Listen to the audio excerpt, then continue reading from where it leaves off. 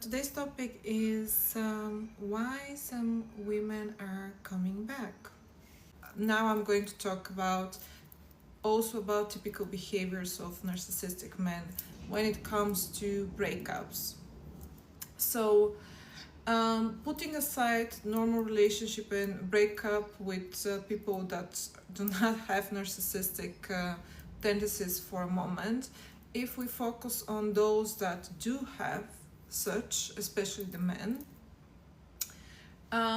this is very typical for them that they would promise basically anything just to get her back. And when it comes to narcissistic men, that's very, or men who are selfish and self-absorbed, and there is no really a loving relationship, but a relationship of a parasite who is using another person for his own benefit. So it could be narcissistic, that is a very popular term now. But even if he's not really suffering from that kind of personality disorder, if we're just talking about men who date women just to use them and take advantage of them, they enter in a relationship with specific objectives, specific goals, and what happens is that if the woman finally decides to break free and leave that man, but she is still in love with him, it becomes a little bit difficult for her to resist his numerous attempts to get her back. And what that kind of men do, who are really using women for their own benefit, and by using I mean emotionally, just to be like the woman, to be like a support system for him and be like his mother and cater to him and everything. Financially, there are men who use and abuse women financially when they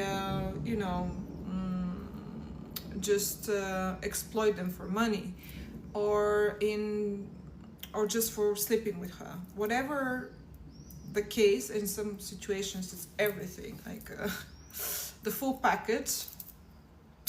And in this type of relationship, when we have somebody, the man who is got the target, got the victim, the woman that he could use, and enters in a relationship with her, as I said, the moment that she finally decides to leave and move on, it's very common for that kind of man to put a lot of emotional pressure, a lot of attempts, calling all the time, begging literally to come back, and for the woman to come back so that they get back together and continue the relationship, which is, as I say, toxic, and it's like a parasite type of relationship when he's just there to suck her energy and use her in any possible way. And he may promise, as I say, anything to her, say that he's very sorry, he's very regretful, that promising that he will be much better, and he would say absolutely anything that he expects and assumes that she wants to hear, so that she can get back to him, which is the ultimate goal. And when it comes to the men that I described, they would continue their attempts for as long as sometimes weeks, months, in some more like severe or extreme cases, even years. So there are different type of scenarios. When the woman is really finally over with him, and she has decided that there is no way back. In that kind of scenario,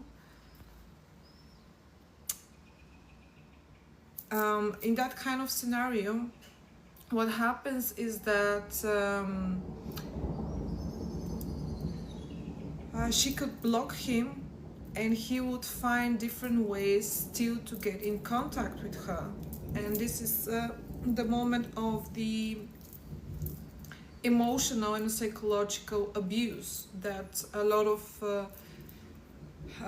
men who have some narcissistic tendencies actually exert or apply on their partners. So, as I say, it's either going to be like the constant calling, attempts of contact, stalking. Stalking is also very, very common. Waiting for her near her home or near her job, or if he knows her routine and where she goes and all that. So if he is blocked, like the contact is blocked on her mobile and from all the social networks, he would try to find a physical contact, or he would try to contact her through other people or through stalking. So any possible attempts that you can imagine are going to be used by that kind of man with the objective to continue the contact and try to convince the woman, his ex, to come back. There could be extreme situations where he's begging, crying, threatening that he will kill himself, or that saying that he cannot live without her, that he's so in love with her, all sort of BS, which is pure emotional manipulation in most of the cases, just to trigger her emotionally. This is a strategic behavior. It's a pure manipulation to trigger her emotionally, especially if he knows that she may still have some feelings for him, or to trigger her empathy, because that's actually a very typical combination, narcissistic man with a very empathetic woman. That kind of contact is very typical. That kind of relationship is very typical. And in some of my previous videos I explain why. So yeah, that's very, very common scenario when all strategies, all means, all tools will be applied, will be used just to get her back. But if you think that's because, for the ladies, that's because he's so in love really, and that he's so regretful, and that he really realized his mistakes and he wants to make things better and all that. In most of the cases, that's really not true, especially really when it comes to narcissistic men, this is as I said, a pure manipulation. And actually, if he succeeds and get her back, if there was any abuse in the relationship, if there was any violence in the relationship, if there was any parasitic behavior from his side, this, once she comes back, this will be doubled or tripled, and he will actually punish her for the fact that she was that audacious to leave him. So he will play the role of the poor victim, that he's suffering so much without her, and that he wants her back so much, and that he will do everything now to make things work. But that's only until he gets her back.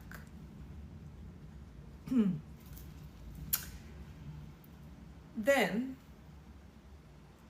he will wait a little bit.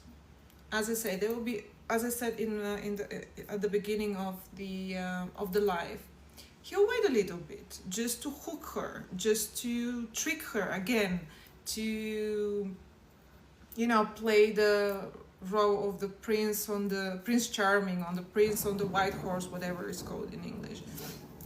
The amazing partner and all that. But that's very temporary. And he's like, especially narcissistic men, they're making some sort of mental notes on all the things that she has done wrong to him. And then he will revenge. He will do the revenge. He will make it even. Not even. It will be a lot worse. Just to punish her. So if she said something that hurt his feelings during the relationship or during the breakup, doesn't matter, then he will do something 5 times worse to hurt her. He will wait the moment that she feels most vulnerable, so that when she needs him the most, he will be not there, or he will hurt her, or he will use, the narcissistic man will use and take advantage of the situations, of the moments when his partner that came back to him is most vulnerable in needing him, needing his support, his attention, practical support, whatever, money, whatever it may be. She's pregnant, for example, and he leaves her, or she's pregnant and he kicks her, or that kind of situations when, of course I'm explaining now a little bit extreme situations, but the point is, depending on the level of his violent behavior, on the severity of the abuse, some men can go that far, other men could potentially use lesser form of violence or abuse, but the principle is the same. They will get it back, they will do everything to punish her for leaving, to punish her for anything that she has done that hurt him. It may not be even that she has done something. It could be even his perception. Maybe she has done nothing, but he perceived it as that she did something wrong to him. Because this, especially narcissistic men, they're self-entitled, so that they think that they're the center of the world and everybody has to cater to them, everybody has to put up with them, everybody has to listen to them. So any sign of digression from this, he would perceive it as an offense. You're not listening to me, you're not doing what I'm asking you to do, you're not whatever, you're not saying what I'm expecting you to do or say, then you'll be punished. That's how they are. And unfortunately, as I say, for the women, if you come back after the breakup, especially from a man who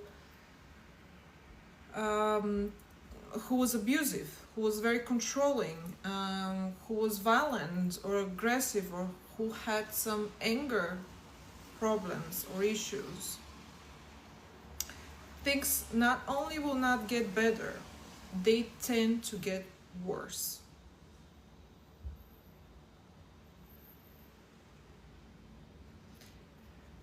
And these people are the men who are narcissistic and abusive towards or against women, they are very, as I say, they have like those mental notes, all the wrongdoings that he thinks that she has done, and it will get back to you, get even to you or even worse.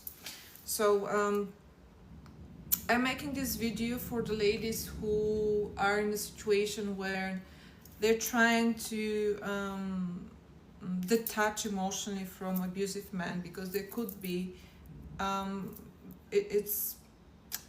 it's typical, unfortunately, when women suffered from extreme controlling behavior from their partners, or in worse situations from abuse or violence, that there is some kind of an attachment that was built, which is not really love, but it's a strong attachment to the perpetrator of this abuse and violence, to their partner basically. And it may be difficult for the woman to sustain and keep the detachment and keep the no contact rule, which is essential when it comes to abusive men. It's essential for the woman. It's actually that important that could save their life.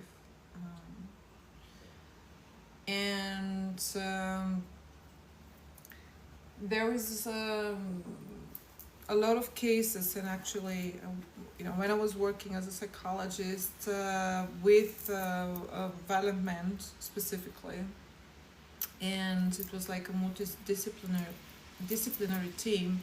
So we were working with the police, with the justice system, and social services, and it was very, very common that for the police, they knew that women who go and complain to the police that they were attacked physically, or they suffered any type of abuse or violence, there is a tendency that they come back. It's very typical that they come back because of different reasons. One is this emotional reason that I talk about, the emotional attachment that has built throughout the relationship and throughout the abusive cycle, which is very addictive cycle. And there is attachment that's close to addiction, actually.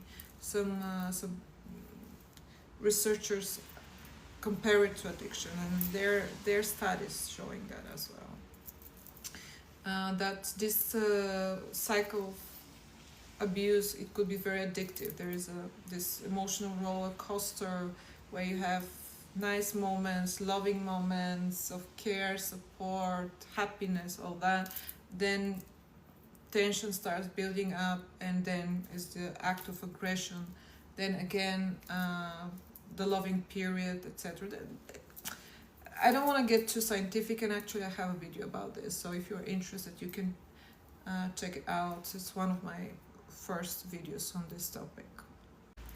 There is this tendency of women who are victim and survivors of domestic violence to come back to their abusive partners or husbands, and the risk of following abuse and violence is really high. And here there's one point that I've always been asked since I was working with violent men. Do they really change? Because actually that was our objective, to rehabilitate them, right? To stop the violence, or at least to minimize it. And I was very reluctant to talk about this topic before, because a lot of time violent men would promise women that they will change, and they use this as a manipulation. and they don't change. But as a professional, I would say that of course it depends. There are some men who can be rehabilitated and stop the violence, and there are men who cannot be rehabilitated at all. It really depends on various factors. The motivation for change. We used to use assessments for that. The motivation for change. The severity of violence is another factor. Addictions, whether there is like additional factors that are problematic. Financial problems, addictions, men who are jobless, emotional problems, psychological problems. There's like a huge spectrum of things that need to be taken into consideration. But of course, we have some success stories, and not many, unfortunately, but they are. But for the women, once the violence started, even the slightest attempt of aggression, because violence is much stronger, but my recommendation is just to leave. Don't wait until it gets that bad, and you risk getting hurt or even worse. And unfortunately, there are women who are very stubborn, and I would say I'm talking about the initial phase of the relationship, when maybe things didn't get that bad and there was no violence, but there were a lot of problems, and the relationship was going nowhere. But there are women who are so stuck in their minds of a fantasy, of a dream relationship, that even if the reality is different, they still keep trying. And now, because at the beginning of the life, I said that I would talk about situations why women come back, situations when there were violence, and situations when there were no violence, because there are some differences.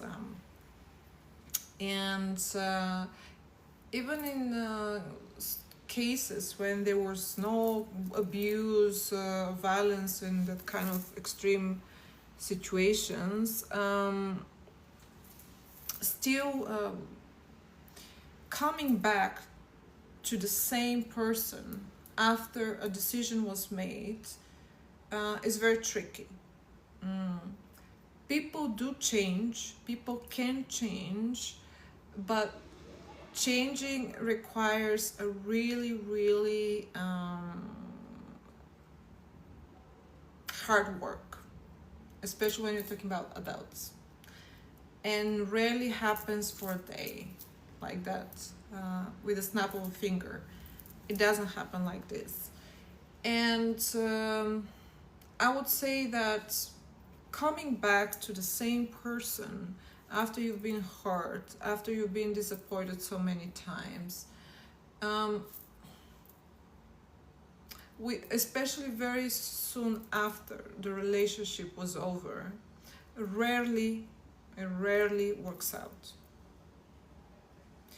Of course, maybe there are some exceptions to the rule, and there is no rule, but there are some tendencies, there are some observations. And I would say that it rarely works. There is a good reason why you guys split, why you guys broke up.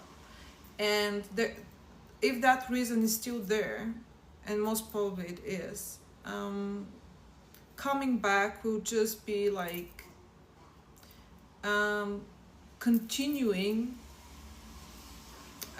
living in a situation that is not the best for you, instead of giving an opportunity for meeting somebody who is a bad fit. And when I say women can be sometimes very stubborn, what happens is that for some women, they have this idea, this fantasy about relationship, what they want to have in life, in their relationship. And when things don't happen this way, they keep trying, even the realities and the real situation, the real relationship is telling them, showing them that's not the case. They keep trying and trying and trying. And they're just wasting time, you know, weeks, months, years sometimes pass when they're hoping that finally they will get what they always dreamt for. Finally he will marry them, finally they will have kids together, finally he will change and get his things together and find a better job, or whatever it may be the issue between them. And they waste a lot of time in fights, in arguing, in frustration, hoping that he will change and finally be what she wants him to be. And this is another topic, but when you're getting in a relationship, it would better be somebody that you really like, instead of getting in a relationship with a man that you don't like that much, or there's a lot of things that you don't agree with, and you then during the relationship you try to change them. And I could understand some men when they don't feel really good about this, because at the end of the day they would feel like, why are you with me if you don't like me? Why are you with me if you're always complaining? Why are you with me if you're not satisfied with this or with that? And there's always something that's not okay for you, and so on and so forth. And that's also something that is a valid point, right? From the man's perspective. The side of the man in these situations, when there's their partner, their woman, their girlfriend, whatever, is not happy and constantly complaining and still staying in this relationship and trying to change him, I mean, that doesn't feel really nice from the standpoint of the person who must be changing everything, you know, from the male perspective, from a man's perspective. So but yeah, they're just women who maybe they couldn't find the man that is a better fit for them, or for whatever reason they stay in relationships where they feel miserable, unhappy, unsatisfied. They constantly have some, you know, fights, arguments, whatever, and stay like this for many years, and wasting their time with somebody who is just not for them. And here is not about blaming in these kind of situations when there is no violence or anything like that. In these situations, we cannot even blame the man. I mean, if you're not happy, nobody keeps you in that relationship. Just go and leave, instead of wasting your time and the other person's time. And it's the same thing for the man in the relationship. But unfortunately, a lot of people prefer to stay than to be single, or, you know, not knowing whether they will find somebody better at all. So they kind of put up with what they have and live miserable lives. And the moment that, let's say, the woman decides to leave that relationship, if she decides, But in case of she's kind of got enough with this relationship and she decides to leave, my point of view, my perspective is that if they try again, very soon after, it will not work, most probably. The old issues, the old problems stay in most cases. They rarely resolve. In situations when they resolve, perfect. But my observation is that, people are creatures of habit. So they hardly change their habits. It takes a lot of time and effort for some habits to change. That's why I say it's not impossible, but it really depends. And I would say that going back to the same problems and going back to the known issues instead of finding something better,